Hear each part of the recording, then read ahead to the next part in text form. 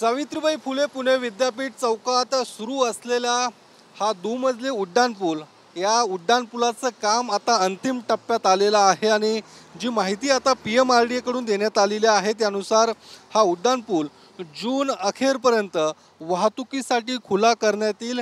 या उड्डाणपुलाची एक जी बाजू आहे ती सुरुवातीला खुली केली जाणार अशा पद्धतीची माहिती प्रशासनाकडून देण्यात आलेली आहे।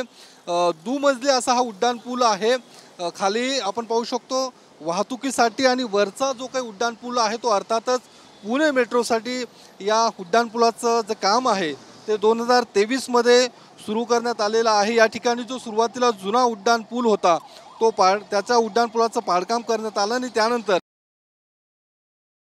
आहे या उड्डाणपुलाच्या कामामुळे विद्यापीठ चौकात प्रचंड अशी वाहतूक कोंडी होत असते। मात्र ज्यावेळी हा उड्डाणपूल खुला होईल त्यानंतर उड्डाणपूल ही जी काही वाहतूक कोंडी आहे ती मात्र मोकळी होणार आहे। या उड्डाणपुलाचं काम PMRDA हातात घेतलेलं आहे। पाषाणकडील रॅम्पचं काम वगळता जून अखेरपर्यंत हा उड्डाणपूल सुरू करण्यात येईल अशा पद्धतीची माहिती ही दिली जात आहे।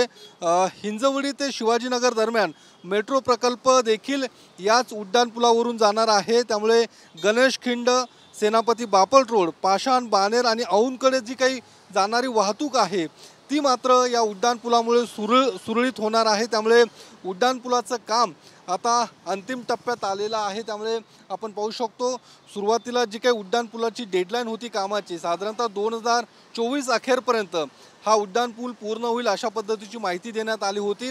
मात्र त्यानंतर पुन्हा या उड्डाणपुलाच्या कामाला मुदतवाढ देण्यात आलेली आहे। त्यामुळे जून अखेरपर्यंत 2025 जून अखेरपर्यंत या उड्डाणपुलाचं काम पूर्ण होईल आणि त्यानंतर या उड्डाणपुलावरील वाहतूक आहे ती मात्र सुरळीत केली जाईल। कॅमेरामन तुषार ननावरेसह मी योगेश बोरसे, TV9 मराठी, पुणे।